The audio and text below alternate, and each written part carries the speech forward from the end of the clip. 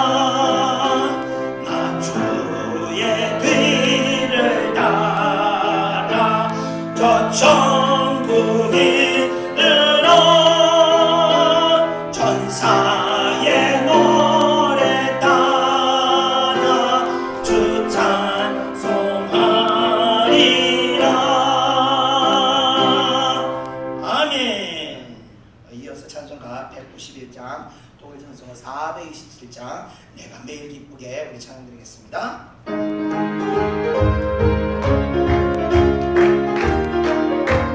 아멘. 내가 매일 기쁘게 설레게 행하는 주의 아리 나를 안보하며 내가 주의 극복을 받는 참된 비결은 주의 영이 함께함이라. 아멘. 성령이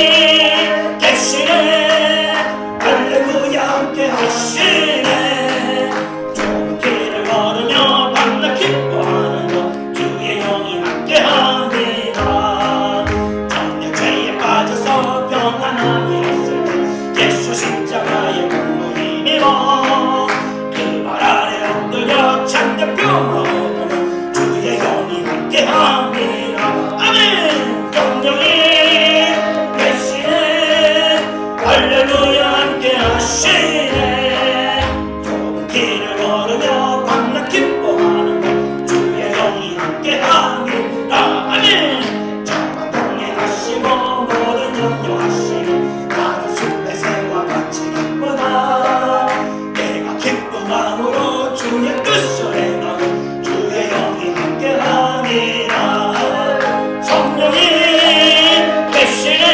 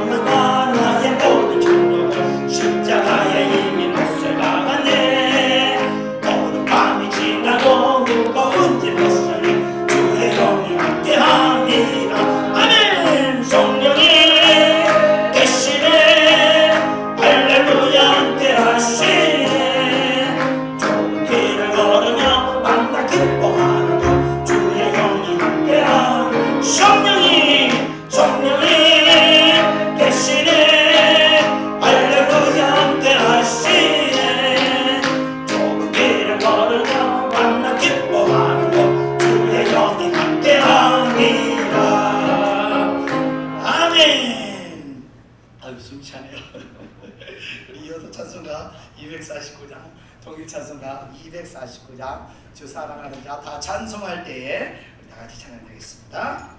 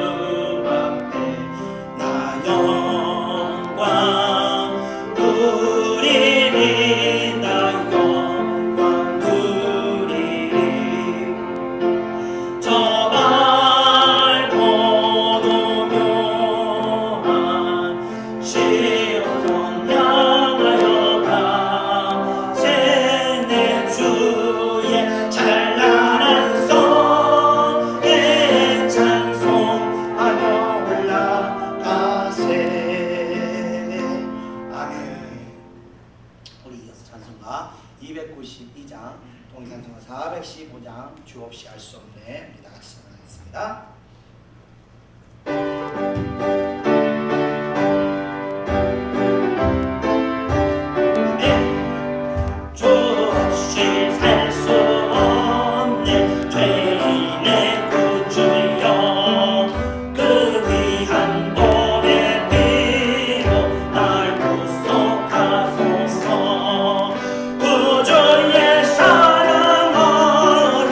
흘리신 보혈이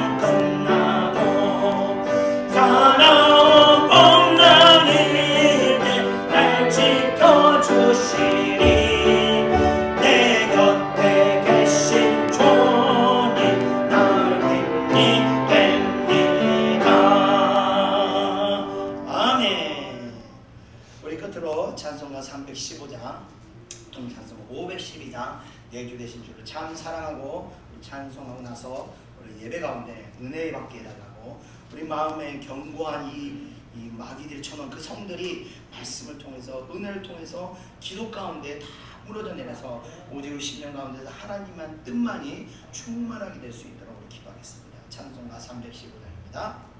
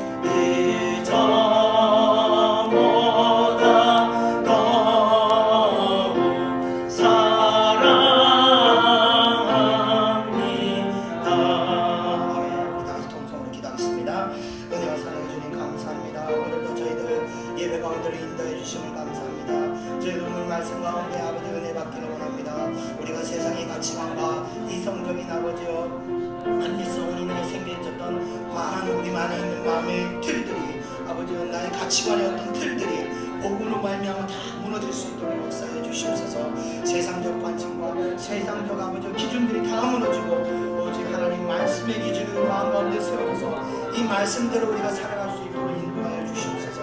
내가 생각하고 내가 판단하고 내가 움직이는 모든 것이 하나님 말씀의 중심이 되어 그 말씀대로 따라가는 우리 삶이 될 수 있도록 인도하여 주시옵소서. 마귀들 끊임없이 우리를 세상의 관심과 기울이게 하고 세상 소리에 아버지여 우리가 귀 기울이게 만들고 있사오나 아버지여 우리의 마음과 우리의 귀와 우리의 보는 모든 것을 성령께서 주관하셔서 오직 하나님의 뜻을 분별하고 따라갈 수 있는 아버지 영적인 주의 백성들 될 수 있도록 인도하여 주시옵소서. 오늘 말씀 가운데 또 우리의 자아가 아버지 무너지기를 원합니다. 우리 자아로 말미암아 발생하는 많은 아버지의 사건과 사고들이 이 말씀으로 말미암아 다 무너져서 오직 하나님 뜻 가운데로 아버지 영광 돌릴 수 있도록 역사하여 주시옵소서. 오늘 저희들이 은혜를 받기를 원합니다. 또 아버지의 마음 상한 심령들이 위로받기를 원합니다. 또 아버지 죄로 인해 무너졌던 모든 마음들이 아버지 다시 견고해지고 아버지 성결함을 입어 아버지 회복될 수 있도록 은혜 받기를 원합니다. 역사하여 주시옵소서. 이 예배를 주님께 기뻐하는 예배 드릴 수 있도록 역사해 주시고 믿사오며 예수님의 이름으로 기도드립니다. 아멘.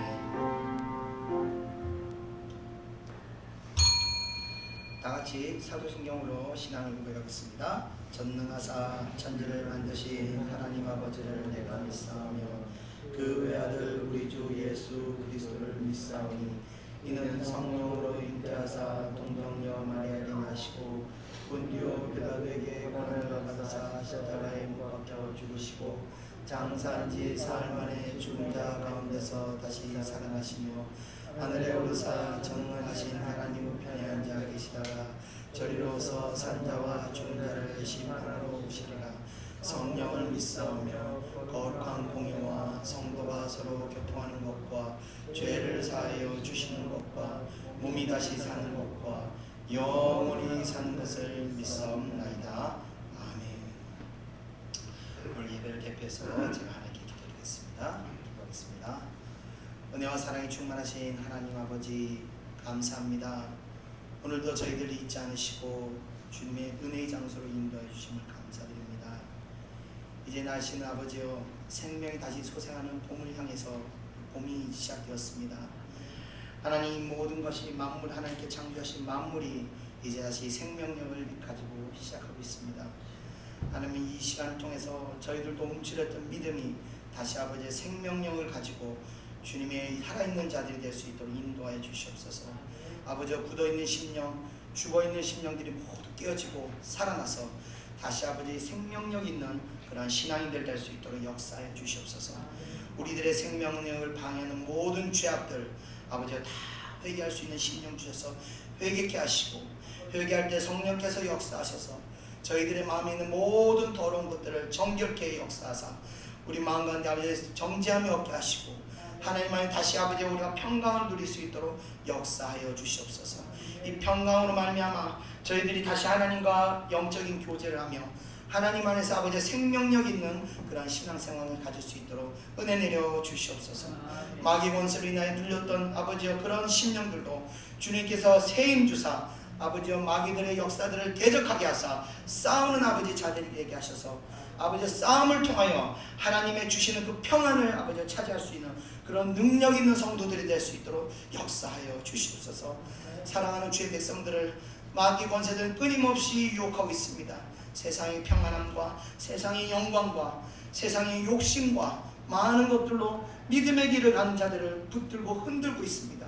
아버지의 사랑하는 백성들 영적으로 깨어있게 하시고 오직 진리만이 생명의 길이라는 것을 굳은 믿음을 가지고 마귀 권세들의 위혹에 흔들리지 않는 아버지의 그런 깨어있는 성도들 될 수 있도록 인도하여 주시옵소서. 마귀들이 속삭일 때 주님께서 성령께서 역사하사 심령 가운데 아버지여 참길이 무엇인지를 깨닫도록 역사하셔서 오직 하나님 길을 따라가는 그런 아버지의 영적인 자들 되게 하시고 혹 아버지여 미혹을 받아 걸려 넘어졌다 할지라도 속히 일어나서 다시 회개하여 하나님 전으로 올 수 있는 돌아올 수 있는 그런 아버지여 깨어있는 주의 백성들 될 수 있도록 인도하여 주시옵소서. 우리 예찬교회를 사랑하사 이곳에 성령 충만함을 부으시고 아버지의 연약한 성도들이 아니라 아버지의 무능한 성도들이 아니라 능력 있는 성도들이 되게 해서 아버지와 하늘나라 가는 그날까지 마귀 권세를 대적하는 아버지의 그런 영적인 성도 될 수 있도록 그런 영적인 교회가 될 수 있도록 아버지 어떠한 아버지의 심령이 상한 자들이나 아버지의 죄악된 자들이 온다 할지라도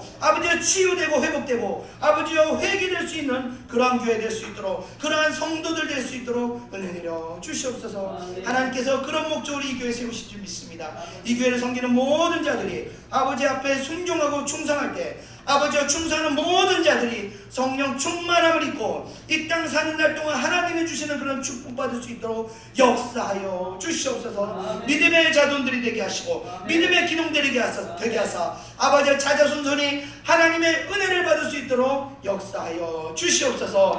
아버지여 오늘 예배 가운데 아직 참석하지 못한 성도들이 있습니다.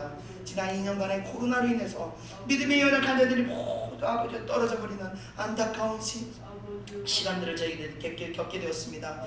아버지 이제 그 코로나가 이제 종식되어 가고 있습니다. 아버지 이 때를 제비해서 다시 하나님께서 역사하사 아버지 믿음이 연약한 자들의 떨어진 믿음이 다시 회복되고 다시 접붙임 받을 수 있도록 은혜 내려서 다시 교회로 돌아올 수 있도록 역사하여 주시옵소서. 오늘 예배 가운데서도 아버지 성사하고 수고하는 손길들이 있습니다. 또 먼 길에서 오는 사람들도 있습니다. 그들 심령 가운데 은혜 주시고 항상 그 손 위에 그 발 위에 주님이 동행하는 역사가 이루어질 수 있도록 역사하여 주시옵소서. 감사드립니다. 예배의 시종을 성령께서 인도하실 걸 믿사오며 모든 것 예수님의 이름으로 기도드리옵나이다. 아멘.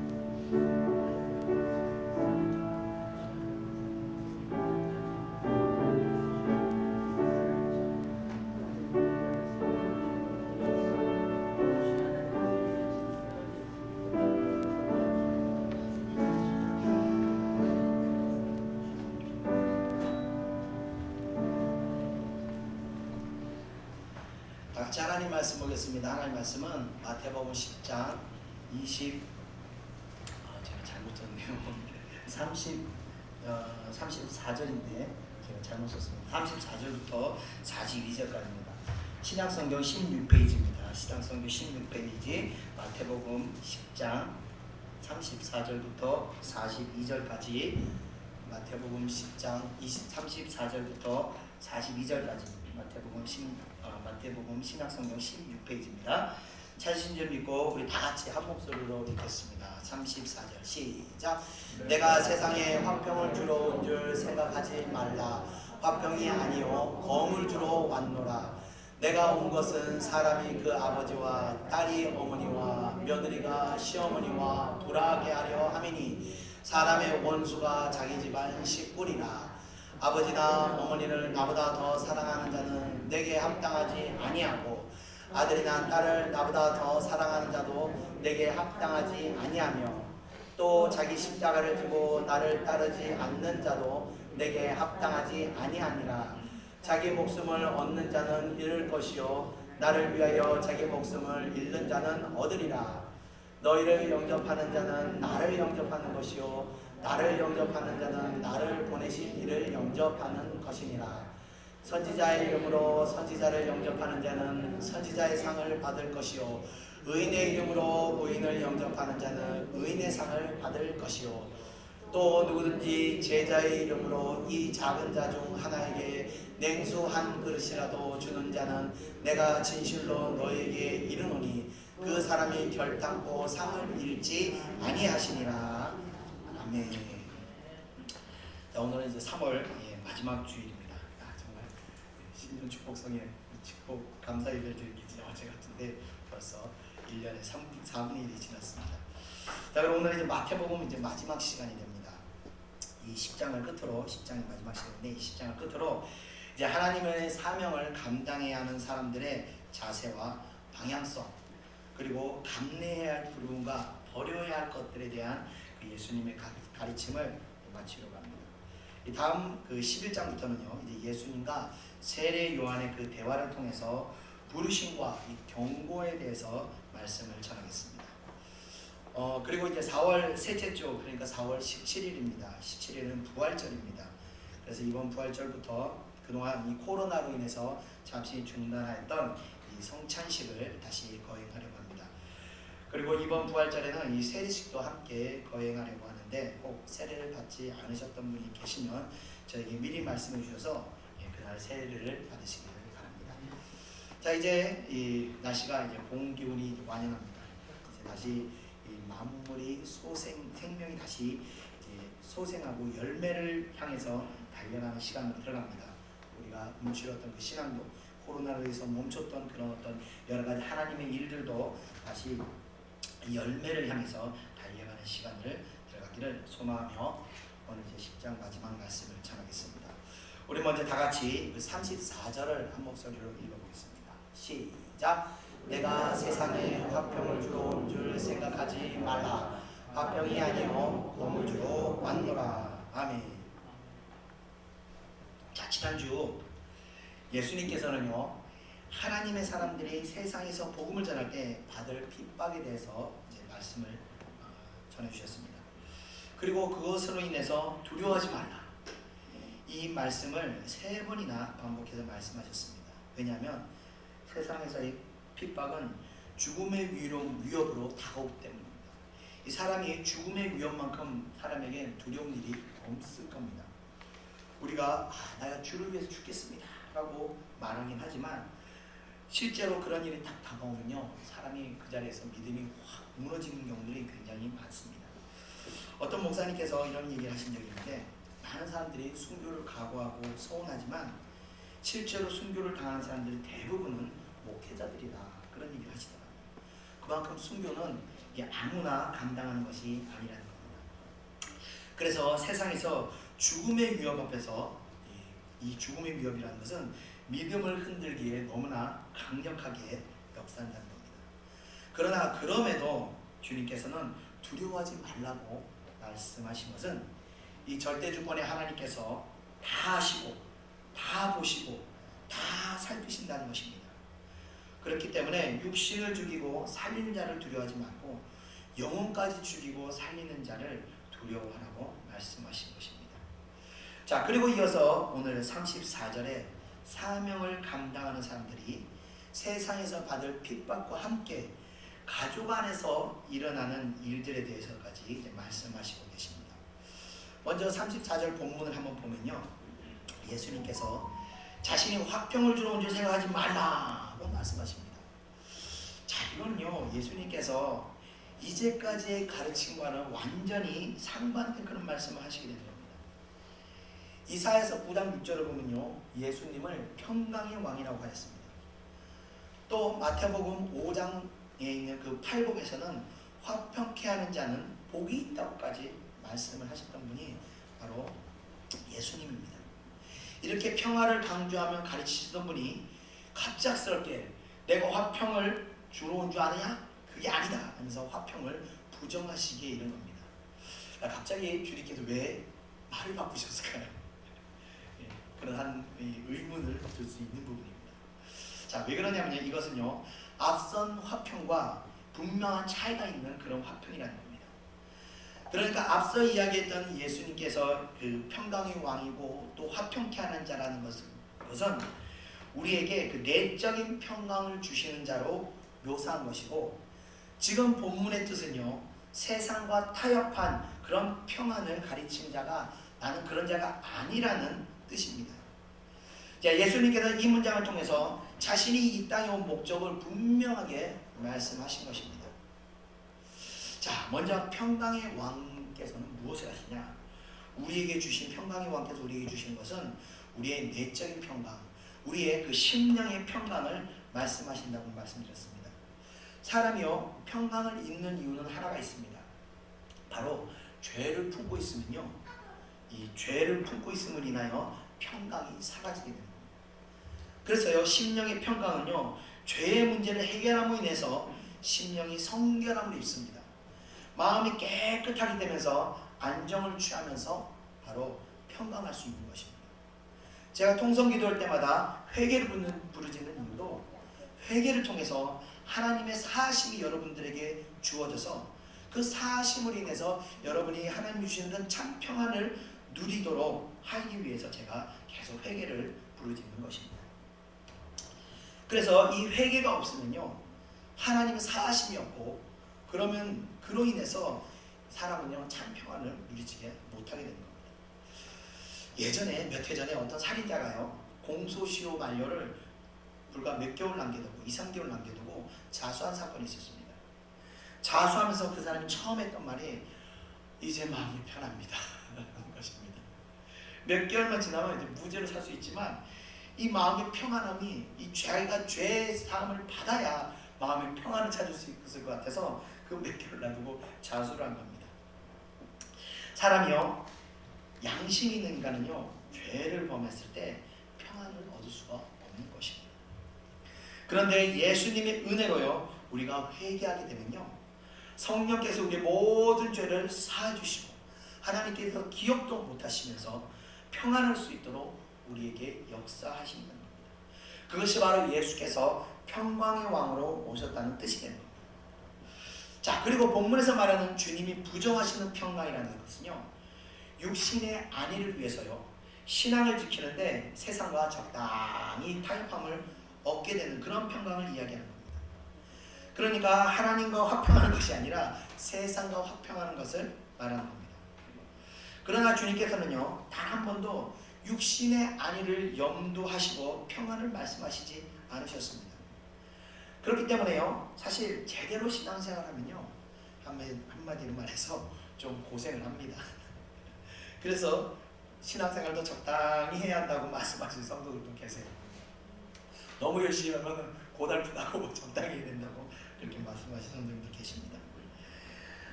왜냐하면 신앙생활도 적당히 해야 육신의 평안도 좀 누리고 세상의 즐거움도 좀 누릴 수 있기 때문에 그렇습니다. 그런데 그렇게 얻은 평안은요, 생각보다 그렇게 오래가지 않습니다. 제가 지난 목요일 예배 때 평화협정에 대해서 이야기를 한 적이 있었습니다. 각 국가 간에 전쟁이 일어나기 전에는 항상 당사되는 그 국가 간에 평화협정을 맺었다고 했습니다. 전쟁을 피하기 위해서 평화협정을 맺었는데 어떤 평화협정이든 2년을 넘기지 않았다고 합니다. 그리고 반드시 전쟁이 일어났다는 겁니다. 그래서 세계사에서는요, 평화협정이란 존재하지 않는다고 어떤 교수님이 얘기하는 걸 제가 들었습니다. 자, 그렇게 영적인 싸움을 피하기 위해서 적당히 타협을 하게 되면요, 그렇다고 해서요, 평화가 오는 것이 아닙니다. 오히려 그것에 볼모가 되어서요, 끌려다니게 되다가 결국은 평화는 사라지고 내가 그것에 종속되어 버리는 것입니다. 다시 말해서 세상과 사단에게 종이 되어 버리는 것입니다. 그래서 예수님께서 말씀하신 것은 바로 내가 검을 주러 왔노라 라고 말씀하시는 겁니다. 그렇게 타협하는 것들을 끊어버리시겠다는 겁니다. 진정한 영적 평화는요, 양보와 타협으로 얻어지는 것이 아닙니다. 하나님의 뜻을 이루기 위해서는요, 사명을 지키기 위해서는요, 기도와 눈물과 애통으로 투쟁해서 얻어지는 것임을 말씀하시고 계시는 겁니다. 그러니까 하나님이 주시는 진정한 평화는 세상과 사단과 협상과 타협을 통해서 이루어지는 것이 아니라 바로 단칼에 끊어버렸을 때 진정한 평화를 차지할 수 있는 것입니다. 이어지는 35절을 우리 다 같이 한번 읽어보겠습니다. 시작! 내가 온 것은 사람이 그 아버지와 딸이 어머니와 며느리가 시어머니와 불화하게 하려 함이니. 아멘. 자, 주님이 오신 목적은 가정 불화를 일으키기 위해서 오셨습니다. 자, 이 말씀 뭐냐면요, 이 주님이 오신 목적은 세상과의 단절을 말하실 뿐 아니라 가족 간의 문제에도 이제 관여하시기 위해서 오셨다고 말씀하신 겁니다. 자, 여기서 불화하게 하다는 말은요, 둘로 나누다라는 의미를 가지고 있는 말씀으로 결국 35절은 예수께서 진리를 위해서는 이 가족 간의 화목도 깨트릴 수 있다라는 뜻으로 전하신 것입니다. 자, 이 구절의 말씀은요, 유교의 뿌리 위에 있던 우리들에게는요, 굉장히 비윤리적이고 비윤리적으로 이렇게 다가오면서 이 기독교를 비인륜적인 종교로 오해받게 할 수 있는 그런 구절입니다. 그러나 진리를 추구하는 데 있어서요, 이 불신자 가족들 간의 갈등과 분쟁은 이 필연적으로 거쳐야 하는 과정임을 주님께서 말씀하신 겁니다. 예수님께서 복음을 전하실 때마다 유대인들 중에는요, 예수님을 따르는 자도 있었지만 반대로 대부분은요, 예수님을 뭐라 그랬냐면 미쳤다, 아니면 귀신의 왕을 힘입어서 그런 귀신의 왕이다 라고 비난을 했습니다. 자, 이 소리를 듣다 보니까 예수님의 가족인 마리아와 동생들이 사람들의 말을 듣고, 아유, 제가 왜 저래 도대체 정신이 나갔나 봐, 어머니조차 형제들조차 그렇게 생각해서 예수님을 좀 잡아가려고 말리려고 찾아오게 됩니다. 그런데 예수님께서는요, 이들을 만나주지 않으셨습니다.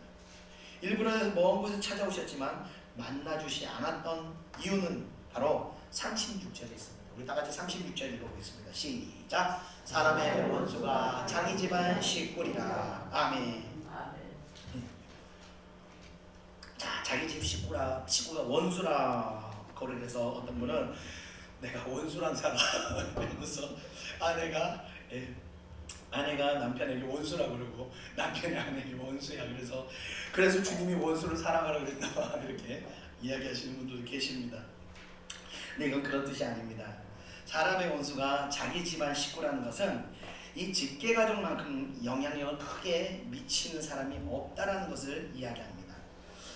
예수님의 어머니 마리아는요, 사람들이 예수를 두고 미쳤다, 귀신 들렸다 라는 말을 듣고 예수를 잡으려고 동생들까지 대동해서 찾아옵니다. 그런데 예수님께서는 그것을 아셨기 때문에 만나 주시지 않았던 것입니다. 왜냐하면요, 가족만큼 예수님의 일을 회방하고 크게 흔들 수 있는 사람이 없기 때문입니다. 그래서 하나님의 사명을 감당한 사람들을 이렇게 보면요, 유난히 가족들의 핍박을 많이 받는 경우도 보게 됩니다. 저는요, 어떤 목사님은요, 여자 목사님인데 목사가 되었다고 해서 이혼당하는 목사님도 봤고요, 어떤 목사님은 목사님이 되었다고 어머니가 잘 때마다 찾아와서 누워있는 자기 되는데 욕을 해야 되는 그런 목사님 얘기도 들은 적이 있었습니다. 마귀들은 이렇게요, 가족을 통해서 크게 역사하게 되는 것입니다. 주님을 섬기는 이유로 인해서 하나님을 일하는 사람들은 불가피하게 이렇게 가족들 간의 분열을 맞이할 수도 있다는 것을 예수님께서 가르치고 계신 겁니다. 자, 이어지는 37절 우리 다 같이 한번 읽어보겠습니다. 시작. 아버지나 어머니를 나보다 더 사랑하는 자는 내게 합당하지 아니하고 아들이나 딸을 나보다 더 사랑하는 자도 내게 합당하지 아니하며. 아멘. 아멘. 자, 이 구절은요, 이 가족 간의 사랑에 대해서 부정하는 것이 아니라 그 어떤 것도 그리스도보다 우선순위 되어서는 안 된다는 것입니다. 우리는요, 우리 존재가 하나님과 같이 스스로 있는 자가 아닙니다. 그래서 나는 부모로 인해서 태어나고 또 나를 통해서 자녀들이 태어나게도 하는 겁니다. 자, 그렇게 가족이라는 것은 수년 또는 수십 년을 함께 살아오면서 자연적으로 발생하는 그 가족 간의 사랑이라는 것이 존재할 수 있습니다. 그런데 하나님께서는요, 그 사랑을 부정하는 것이 아니라 그 사랑조차도 하나님의 사랑보다는 우선시 되어서는 안 된다는 것을 말씀하시는 겁니다. 우리가 하나님을 가족보다 더 사랑할 때 하나님께서 내 사랑하는 가족들을 보살피고 돌보신다는 것을 말씀하시게 되는 겁니다. 그래서 무엇보다도 우리가 하나님을 사랑하고 가족을 위해서 무엇을 할까보다도 하나님을 위해서 무엇을 할까를 먼저 생각해야 한다는 것입니다. 주님께서는 그런 믿음을 우리들에게 요구하시는 것입니다. 자, 그리고 37절 끝부분을 보면요, 내게 합당하지 아니하며 라고 말씀하십니다. 그러니까 하나님보다 가족을 더 사랑하는 자들은 그리스도의 제자가 되기에는 부족하다는 의미가 되는 겁니다. 자, 그래서요, 예수님의 제자들을 이렇게 보면요, 예수님을 사랑하는 자들이 예수님의 제자가 되는 것이 아닙니다. 예수님의 제자가 되는 것은요, 예수님을 가장 사랑하는 사람들이 예수님이 제자가 된다는 것입니다. 이것이 바로 사명을 감당하는 사람들이 중심이 되어야 하는 것입니다. 자, 이어지는 38절 우리 다 같이 한번 읽어보겠습니다. 시작. 또 자기 십자가를 지고 나를 따르지 않는 자도 내게 합당하지 아니하니라. 아멘. 자, 누가복음에는 이와 유사한 말씀이 나와 있는데 누가복음 9장 23절 우리 다 같이 한번 읽어보겠습니다. 시작. 나를 따라오려거든 자기를 부인하고 날마다 제 십자가를 지고 나를 따를 것이니라. 아멘. 자, 뒤에 십자가를 지고 따른다는 것은요, 이 로마 시대 사형제도 중에서 이 십자가형을 당할 때 십자가 사형대가 있는 그 골고다 언덕까지 사형소는 자기가 매달릴 그 십자가 통나무를 들고 가야만 했습니다. 이것을 두고 비유를 말씀하신 겁니다. 자기 십자가를 지라는 것이 바로 그것을 말씀하신 겁니다. 자, 그래서 주님의 길을 따르기 위해서는요, 자기 십자가, 그러니까 반드시 고난이 따른다는 것을 의미합니다. 자, 그런데 그것을 감당하기 위해서는요, 먼저 행해야 할 것이 있는데 바로 자기 부인이라는 것입니다. 자기 부인이라는 것은요, 다시 한번 말씀드리자면요, 자신의 자아를 부정하는 것을 말하는 겁니다. 이 자아라는 것은요, 본질적으로 들어가 보면요, 인간의 그 죄성에서 비롯된 것인데 가령 예를 들면 외부에서 우리 안에 있는 이 자아를 누군가가 건드리게 되면요, 우리는요 불같이 분노하게 되면서 안에서 막 펄펄펄 뛰게 됩니다. 널뛰게 됩니다. 그러면서 막 우락부락 우리가 성질을 내게 되는데, 이것은 자기 부인이 아니라 바로 자기 시인입니다. 내가 살아있다고! 이러면서 성질을 내는데 내가 살아있다는 것을 증명하는 겁니다. 근데 예수님께서 말하는 건 우리가 죽어야 한다는 것입니다. 자기 부인이라는 것은 그 혈기가 일어남에도 그 혈기를 멈추고 하나님 앞에 엎드려 기도하는 것입니다. 자, 이렇게 기도할 때는요 어떤 일이 일어나냐, 막 심령에서 통곡 소리가 일어나기도 합니다. 막 주님, 내가 어디까지 죽어야 합니까? 언제까지 내가 인내합니까? 막 이런 어떤 나를 포기하는 그 힘겨운 싸움이 심령 가운데서 계속 울리게 되는 겁니다. 그렇게 계속 기도하면서 그 자아를 힘을 다해서 싸우는 과정에서 그 싸움의 승리가 이렇게 이루어지게 되면요, 심령에서 그때부터 하나님의 음성이 들리게 되는 겁니다. 그 음성을 듣게 되면서요, 그제서야 자기 자아를 완전히 꺾어버리고 하나님 뜻에 순종할 수 있도록, 그때 그 뜻에 따를 수 있게 되면요, 그때는요 기꺼이 희생하고 기꺼이 포기하고 기꺼이 고난을 각오하고 자기 십자가를 짊어질 수 있게 되는 것입니다. 그것이 제자의 길이라는 겁니다. 어렵죠? 어렵지만 이것을 여러분의 신앙의 목표로 삼으셔야 합니다. 반드시 그걸 이루어야 한다고 말하고 싶지만 저도 사실 그게 너무 어렵습니다. 알지만은 어렵기 때문에 목표로 삼으시라고 제가 말씀드립니다.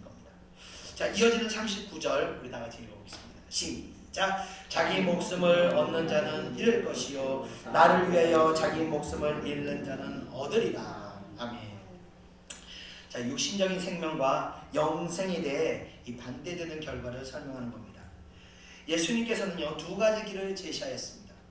자기 목숨을 얻는 길과 자기 목숨을 잃는 길입니다. 자기 목숨을 얻는 길이라는 것은 주님의 제자가 되기 위해서 자기 부인의 노력과 믿음의 성장보다는 자신의 안위와 어떤 현실의 문제를 더 중요시 여기는 사람을 말하는 것이며, 자기 목숨을 잃는 자라는 것은 반대로 제자가 되기 위해서 어떤 일도 감내하고 감당하는 사람을 말하는 겁니다. 결과는 영원한 생명의 결과로 응답받게 된다는 것입니다. 예수님의 가르침은 마지막 때 심판대 앞에서 우리가 이 땅에서 행한 대로 그 보응을 받게 된다고 말씀을 하셨습니다. 우리가 이 땅에 살면서 자기를 부인하고 악한 행실과 싸우고 그리고 세상과 동무 삼지 않고 어떻게든 주님의 뜻에 순종하려고 애썼던 것이 종말에 우리들에게 구원의 영광으로 다가오게 된다는 것입니다. 예수 그리스도를 부인하고 이 땅에서 잘 살 수 있고 큰 소리 치고 살 수 있을지는 모르지만 그런 죽음은 굉장히 슬픈 결과를 만들 수 있게 되는 겁니다. 자, 그래서 우리가 이 땅에 사는 날 동안 할 수 있다면 영원한 생명의 길을 추구하며 가야 한다는 것입니다. 이렇게 하나님의 사명을 감당하는 사람, 제자가 되는 사람들은 이러한 일들을 감당해야 하는 것입니다. 자, 뒤에서 이어지는 40절부터 42절까지는 예수님께서 제자들을 맞이하는 자들에 대해서 받을 상에 대해서 말씀하시게 됩니다. 우리 다 같이 40절을 다 같이 한번 읽어보겠습니다. 시작. 너희를 영접하는 자는 너를 영접하는 것이요 나를 영접하는 자는 나를 보내신 이를 영접하는 것이라. 아멘. 자, 왕이 다른 나라에 사신을 보내게 될 때 그 사신 자체로는요 사실 그저 신부로뿐에 불과합니다. 그러나 그 사신이 온 것은 왕을 대신하고 왔기 때문에 그 사신을 영접하는 것은 곧 그 사신을 보낸 왕을 영접하는 것과 같습니다. 그러나 반대로 그 사신에게 모멸감을 안기는 것은 그 사신을 보낸 왕을 모멸하는 것과 같은 것이 됩니다. 자, 그래서 예수 그리스도 복음을 전한 자를 영접하는 것은 곧 예수 그리스도를 영접하는 것이며, 예수님을 영접하는 동시에 예수님을 보내신 하나님을 영접하게 되는 것입니다. 결국 복음 전파자들을 영접하는 것은 그리스도의 구원 운동에 동참하게 된다는 것을 의미하기도 하는 겁니다.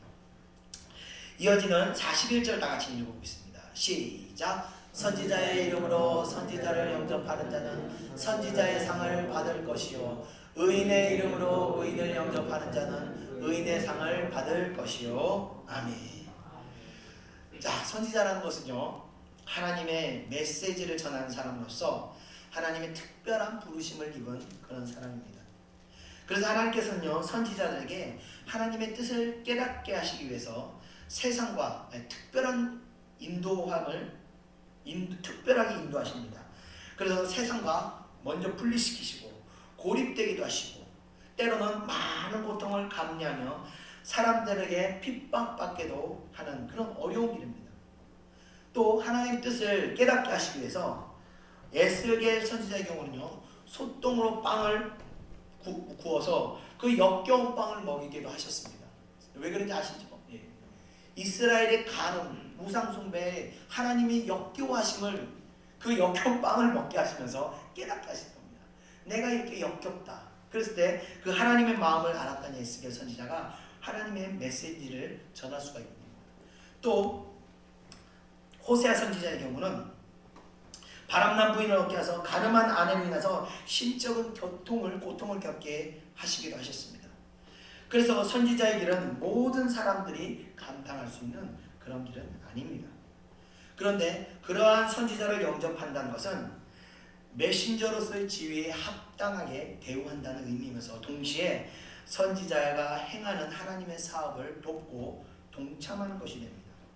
자, 이로 인해서 선지자가 받을 은혜와 보상을 영접하는 자들도 얼마만큼 함께 나누어 받을 수 있다는 것을 말하는 것입니다. 그래서 선지자가 모든 고통과 고난을 감내하며 믿음의 길을 갈 때 그것을 돕고 동참하는 자들이 함께 복을 받을 수 있도록 인도하시게 되는 것입니다.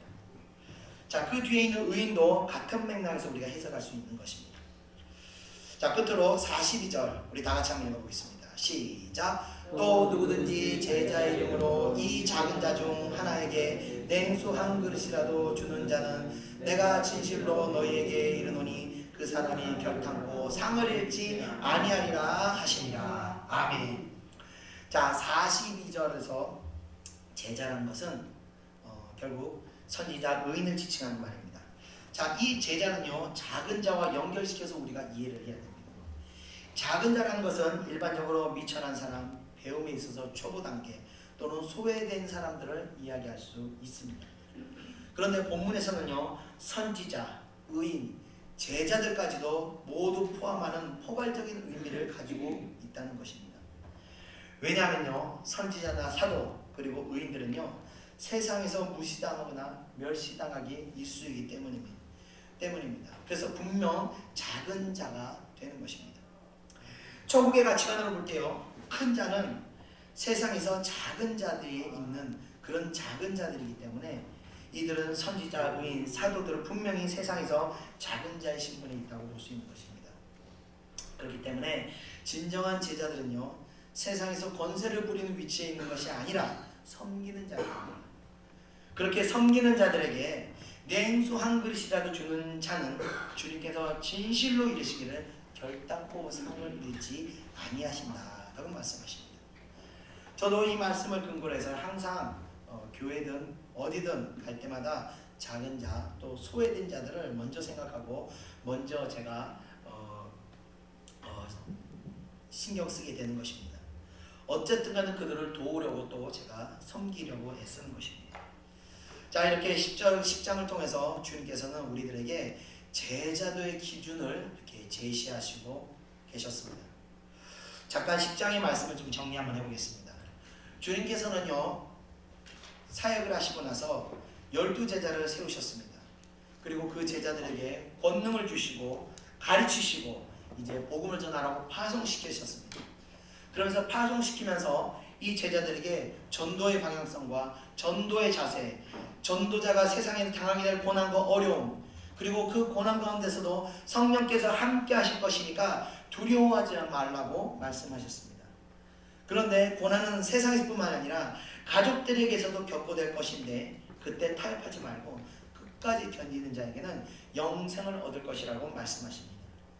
끝으로 이런 제자의 길, 이 선지자의 길, 의인의 길을 걷는 자들을 영접하고 돕는 자들에게는 그들이 받을 상급을 함께 나눌 수 있다는 것도 말씀하시면서 10장의 말씀을 마치시게 됩니다. 자, 신앙의 성장과 발전은요 항상 이런 갈등 속에서 전진하게 되는 것 같습니다. 여러분들이 지금 이런 어려운 문제, 이런 문제로 인해서 어려움을 갖고 계시다면 그건 당연한 과정입니다. 신앙생활을 잘 하고 계시다는 증거가 되는 것입니다. 주님의 위로가 그 어려움을 인하여 고통받는 여러분 심령에 주님의 위로가 임하시기를 축원드리며 오늘 말씀을 마치겠습니다. 기도하겠습니다. 은혜와 사랑해 주님 감사합니다. 오늘 10장을 끝으로 제자들이 가야 될 길과 저 제자들이 행해야 할 것들, 또 제자들이 겪어야 될 모든 고초와 어려움들을 보았습니다. 하나님, 그럼에도 불구하고 주님께서 함께 하시니 두려워하지 말라, 그 말씀을 의지하고 저희들 그 길을 걸어갑니다. 주님의 길을 걷는 자들에게 늘 동행하사 위로하시고 새 힘 허락하여 주시옵소서. 또 그런 주님의 사명자들을 돕는 자들에게도 주님의 은혜가 넘칠 수 있도록 역사하여 주시옵소서. 감사드리며 예수님의 이름으로 기도드립니다. 아멘. 우리 다같이 찬송가 327장, 통일찬송가 361장 주님 주실 화평 찬양 드리겠습니다.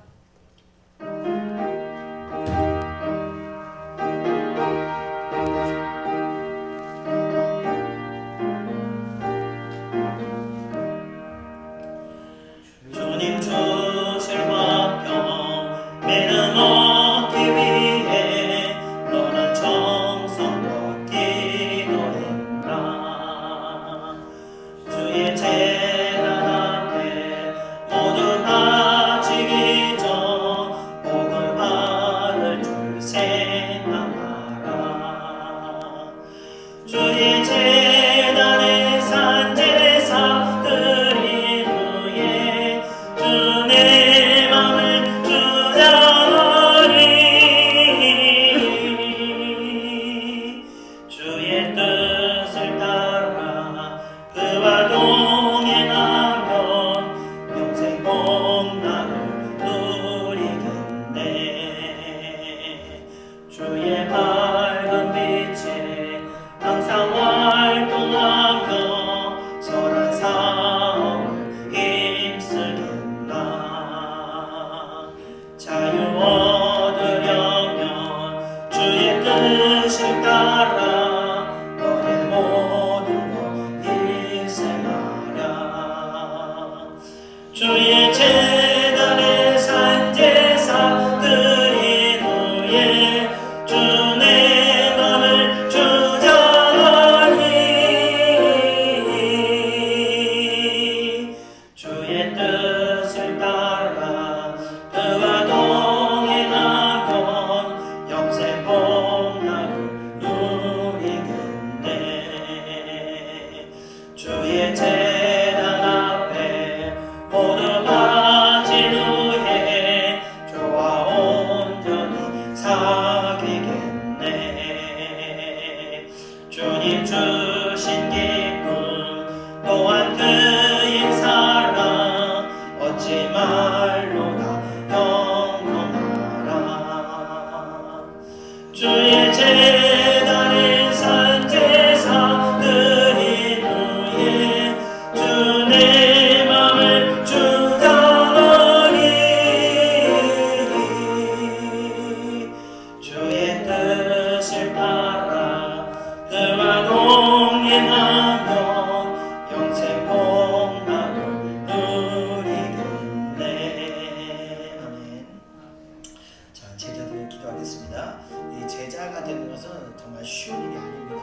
우리가 무슨 운동을 배우거나 어떤 새로운 것들을 배울 때 항상 그 배우는 시간이 굉장히 어렵습니다.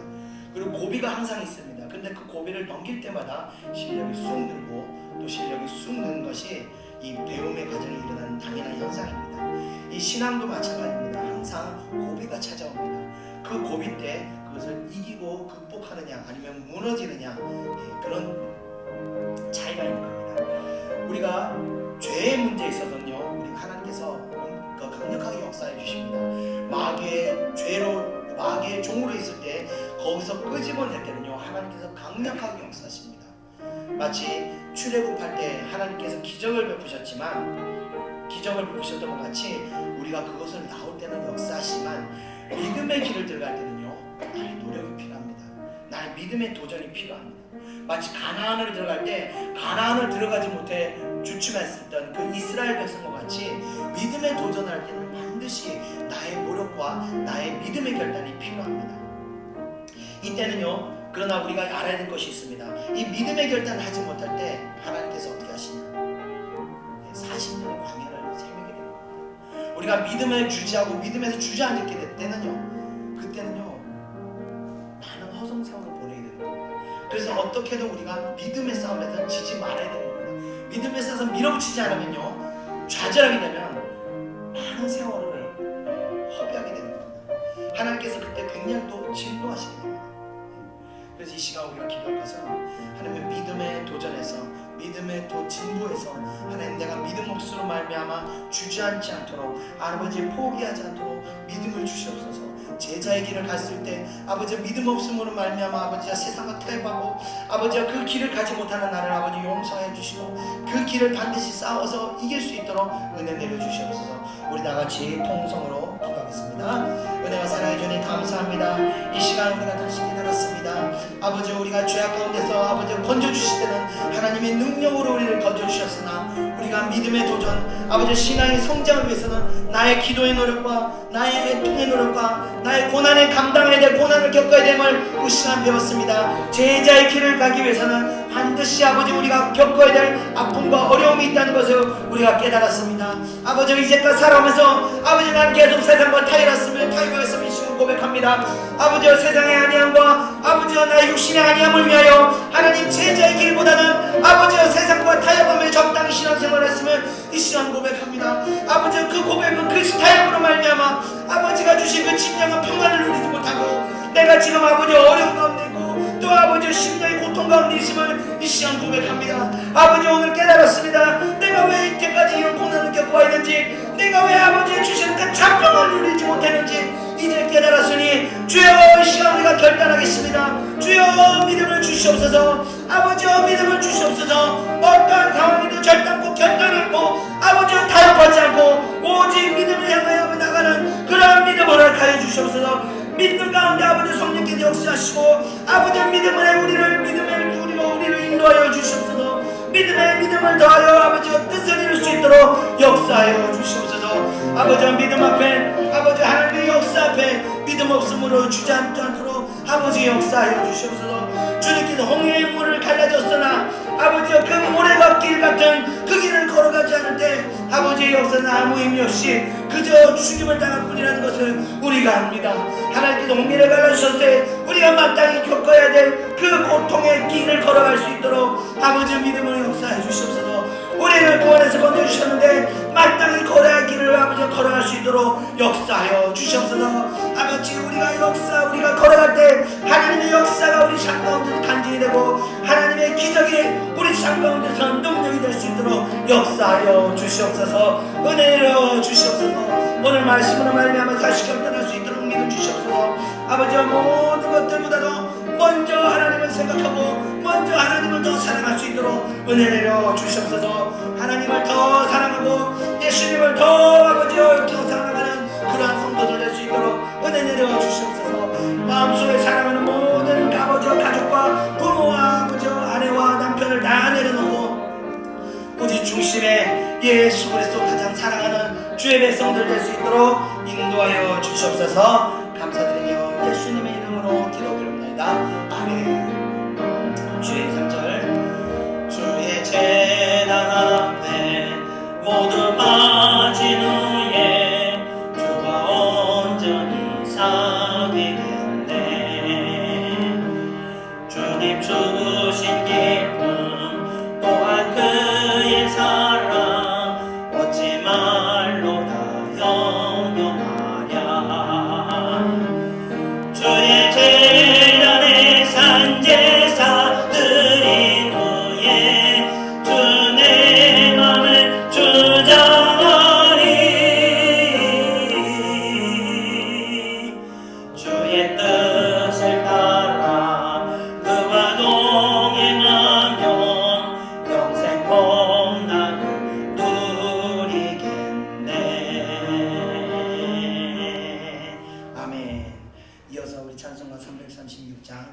찬송가 383장 환난과 핍박 중에도 찬양드리겠습니다.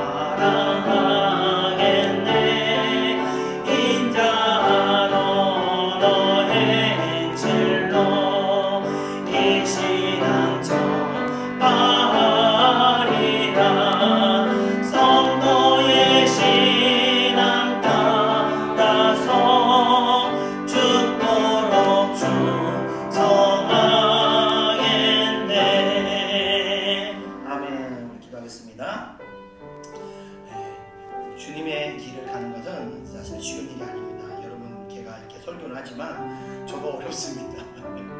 예, 저도 어렵습니다.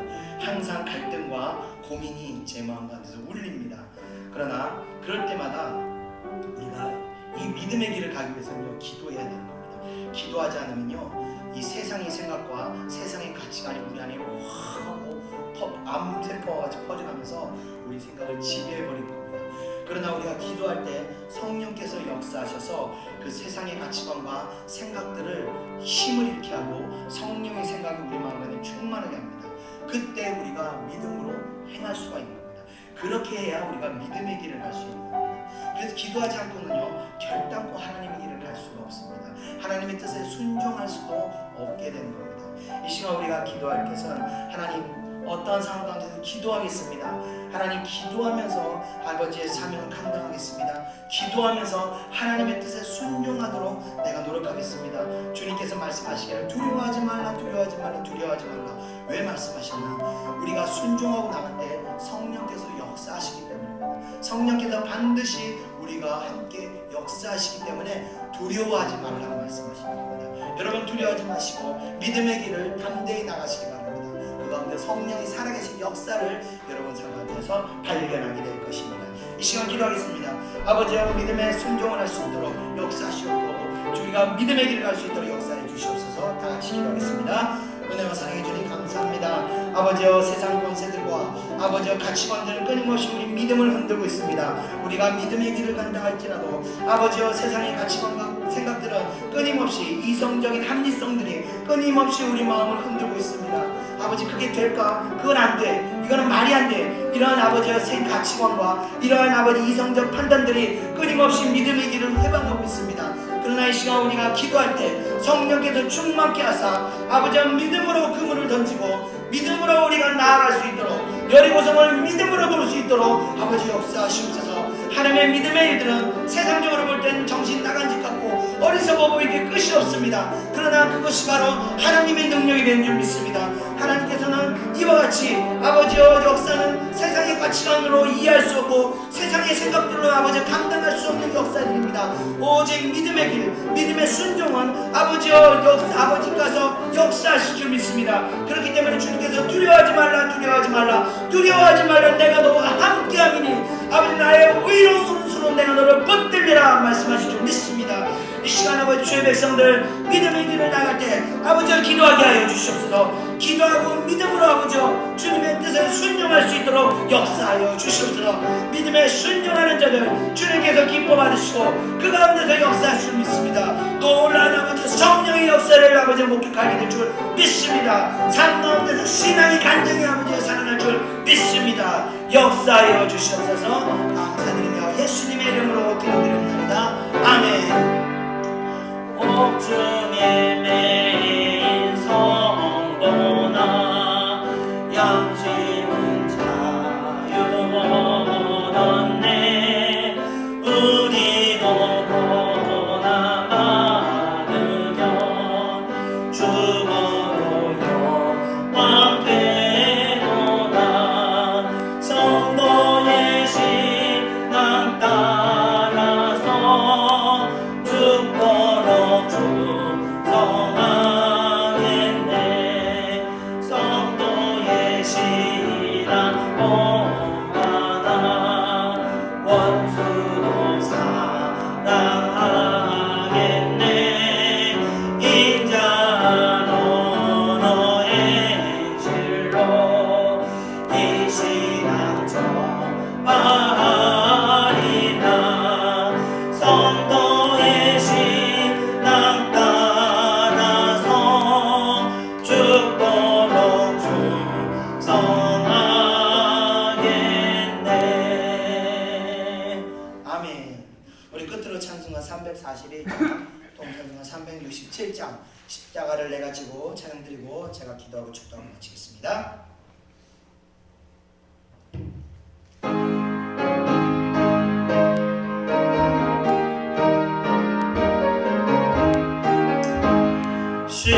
십자가를 내가 지고 주를 따라갑니다. 이제부터 예수로만 나의 몸에 삼겠네. 세상에서 꿈이 영원 모두 잃어버려도 주의 평안 내가 받고 영생 복을 받겠네.